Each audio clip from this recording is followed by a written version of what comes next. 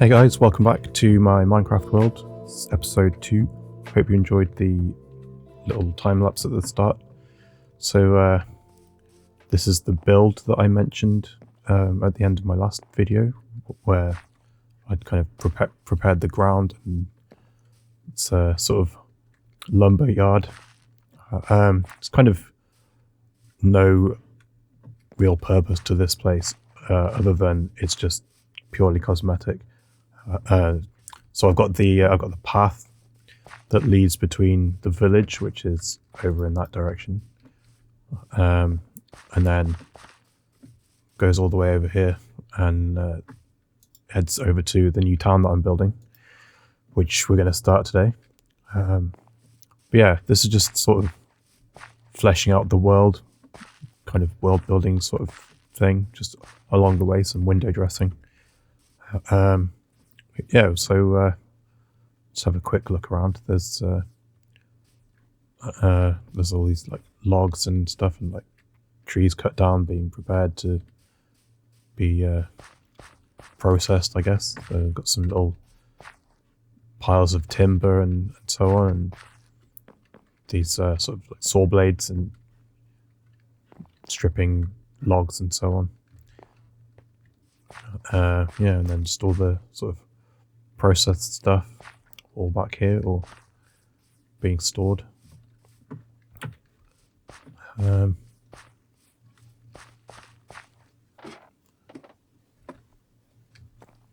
Yeah, so yeah, as I say, just kind of, I never intend this to be sort of like, oh, here's where my wood storage is going to be. I kind of, as with the village, I've kind of got sick of non-centralized storage, so yeah, this is just purely a cosmetic thing.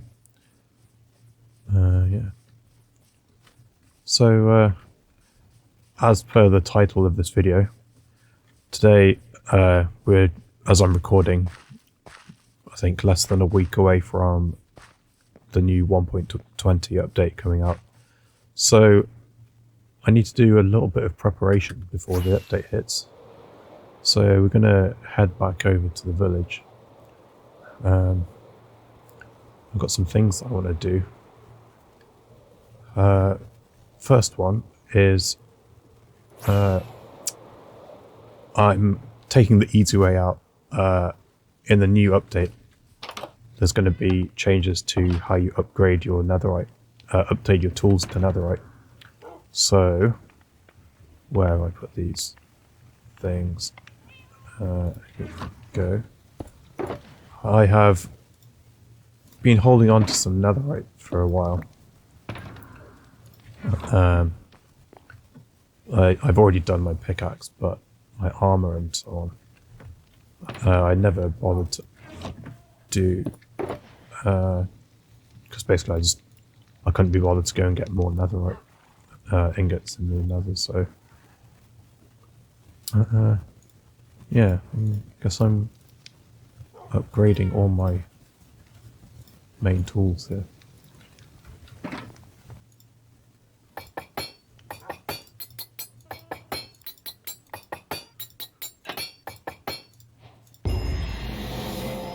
Yeah, serious dedication. I've got 3 spare, so these are my backup tools. I don't really need to do those. Well, I guess I just have spare netherite, so let's put that back in my valuables shulk box. Yeah, there we go. Okay, so second order of business. Not really a 1.20 thing, but it's to do with horses, so let's grab this guy right here. Now, I did touch on horses briefly in the last video, but if we head over, now I'd always intended for this guy here to be my sort of my main horse, but turns out he's not very quick. So I bred him up with some of his other friends over here, and quickly sleep. Yeah, so I got a faster horse basically. Where did he go?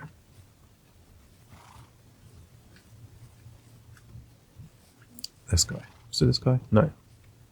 How have I lost my horse?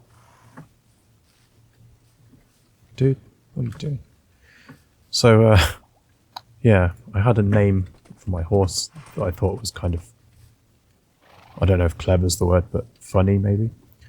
Because he has the spot on his head and he has socks. So I was going to call him Spock. But, yeah, I'm demoting you from my go-to horse. I'm using this guy who's, before I bring up Mini Herd. It's not the fastest horse you can get, but it's the fastest horse I have. So, like Spock in the original Star Trek, giving him a blue shirt. So that's my sort of my caveat to still stick with the name. Yeah, so that's my horse sorted. So yeah, with 1.20 just around the corner, I think the first things I'm going to build in my new town is a wool farm, because I'm building farms first so that they run while I'm building other stuff, and just to have like wool prepared for like ready, just in case I need to do like color coding redstone circuits and stuff. That's there done. And then also a sugarcane farm. So I also have a mob farm already built there, so that's just sort of my rocket production is just sorted then. I really didn't check if this was horse usable. I should fix that. But yeah, then the other thing is a bamboo farm.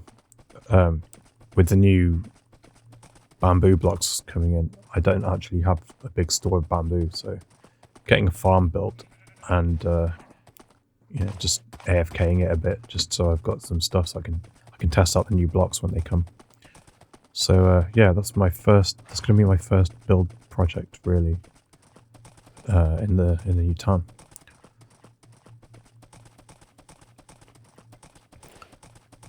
So here we are. This is where the new town's going to be. I'm planning stuff in this kind of flat area here, and then it kind of will lead into this area, which I've kind of prepared a bit more. I've done quite a bit of planning, but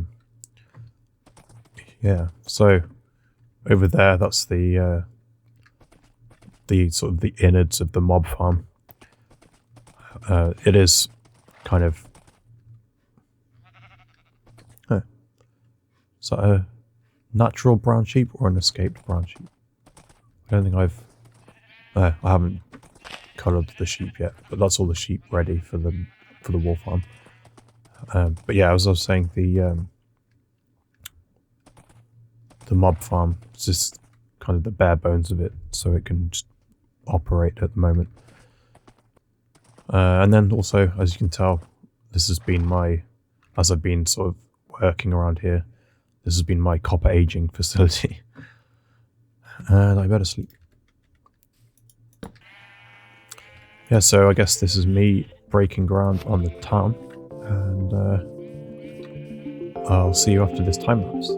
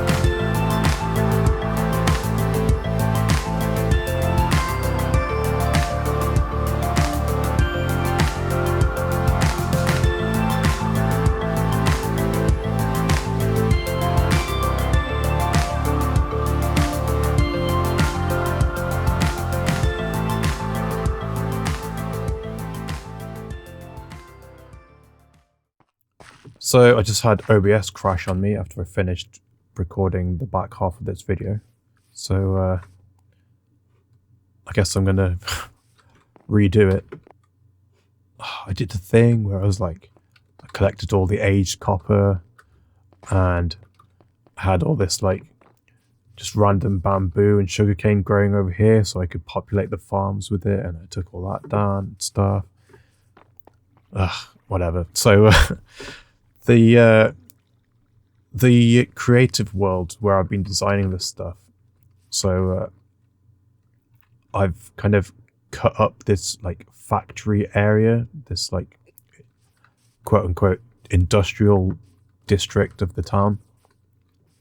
I cut it up into chunks. So the chunk with the bamboo farms on has also these two buildings, one here, one here. This one, for the purposes of this sign, this is meant to be like a trash can. So this will be like item disposal. There'll be like a dispenser into a lava pool sort of contraption here. And then this is kind of, it'll just be like a bone meal dispenser set up to grow glow lichen. Probably upstairs, I think.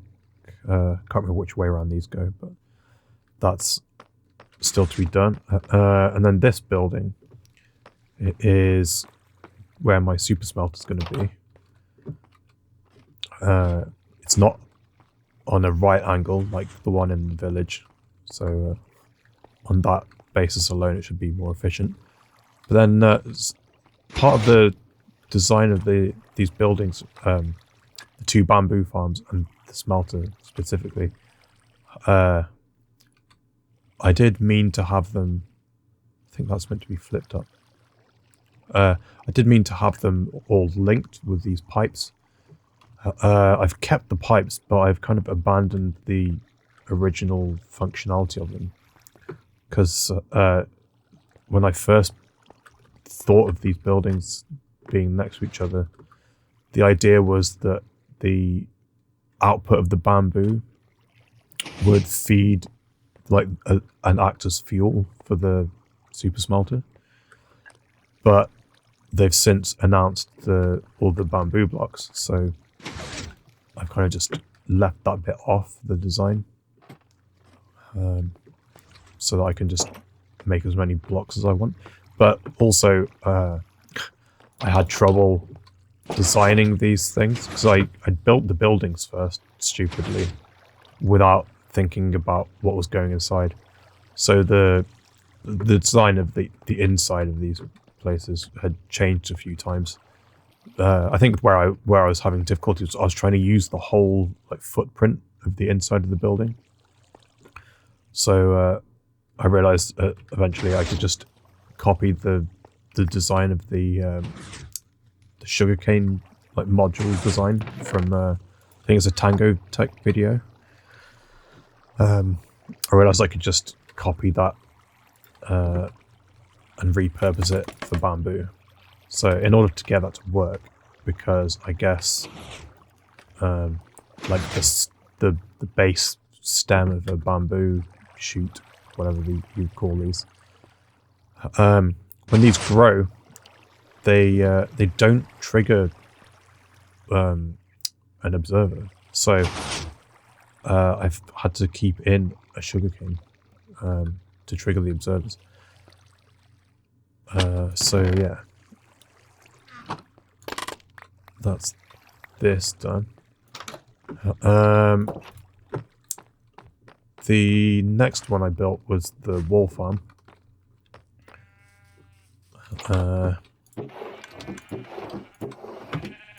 Yeah, I noticed when I recorded this section previously, the red sheep seems to be my worst producer for some reason. It's on par with the blue. Not quite sure why that is. I don't know if it's not lit up enough, maybe, that it's not regrowing the grass. And then, same as when I came up here to check last time, the red sheep just happened to be there eating as I as I came to check on him. It's like he knows. But yeah, so this is the wall farm. That's just been churning away in the background. And then the sugarcane farm. So this, as I said, the sort of modular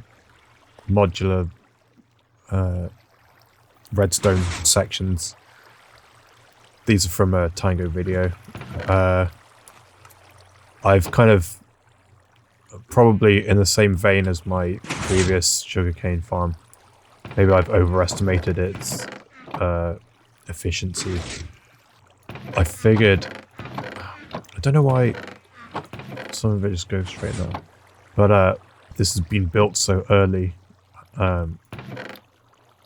that I will need all the overflow eventually, probably, and if not, I can just use, I can just spam rockets more than I normally do.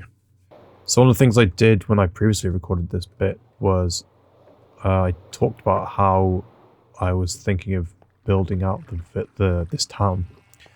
It's sort of my idea for like where stuff was going to go, like how and why stuff was going to be built. For what I've got already designed, basically sort of to the end of this road on each side of it, and sort of on this side like up to the water almost. This is like the industrial area. There's like all of these factories and stuff. There's one more like warehouse building here, which will be my storage. That's pretty much all I've got designed so far. Aside from this hill. So, and the mob farm, I've got a design built for that, for like the exterior of this. So it's not just this big grey blob. But yeah, so this town has this big hill in the middle. One of my favourite places in the UK is Edinburgh. And if you know the city at all, you'll know there's Edinburgh Castle at the centre. So that's the kind of feeling that I want to get when I walk around this place. So I have got a castle sort of thing designed for up here. So then going around the hill and up towards the mouth of the castle, which will be up here, there'll be buildings and stuff like in roads winding up the hill to the castle. This side where the mob farm is, this will be housing and maybe the occasional like cafe or something. But this side, there'll be like a town square here, and then surrounding it will be shops and things. So yeah, that's and then kind of over here the sort of entrance into the city, the town. Where the path comes in from the village. This will be sort of housing, and it'll be kind of like working class sort of area, because it'll be like on the outskirts of the town, and its proximity to the industrial area. So it'll be like worker housing and that sort of thing. So yeah, I guess that's that. The other thing I did was my horse was tied up here, and I took him back to the village. And while I was making that journey, I mentioned that I did something when I first started my starter village, like the first day I played this world. And that was I took a map of the area before I started building anything, to kind of mark like here's where the history of this Minecraft save starts, basically. So that used to be over here, something I didn't show in my village tour last video. But yeah, it was a map and a sign on this little cobblestone pillar here.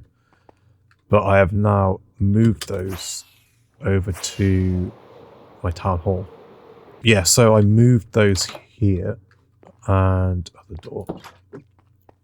And I took new maps of the area. So this is the original map I did, and that shows how long I've actually been playing this world, which probably puts into perspective how little I've accomplished in that time. But in my defense, I've played off and on. I think these blocks here, I think these might have been chests and like a furnace or something, maybe, before I even started building. But yeah, so that's where the map was before. But then this is it now that I'm like ready to move on. So this is the area of this is zoomed out one more time. And unfortunately the town hall gets cut off at the bottom. But I didn't want to like overdo it with the map. Yeah, this map is basically this area here. I hadn't seen my village like this until I made these maps just now, so I'm kind of really happy with it, the way it looks. I'd kind of hoped the all that farmland had kind of translated a bit better, because now it just looks like this is like woodland or something. But yeah, this I'm really pleased with this. Might have to copy these maps and bring them to the castle when that's up and running. Oh yeah, and then I added this book here. This is the day where I've just finished building those buildings in the town. But I also added in the YouTube thing, because that's now part of the history of this world. So yeah, I added that in. So as I said at the beginning, this video is about me doing a bit of prep for 1.20 update, which is just a few days away as I'm recording. Yeah, so we built 3 farms. We built the wool farm and the sugarcane farm, which are kind of just future-proofing for stuff as I need it. I have this box ready to make hanging signs. Might as well grab this. So yeah, one of each of the wood types.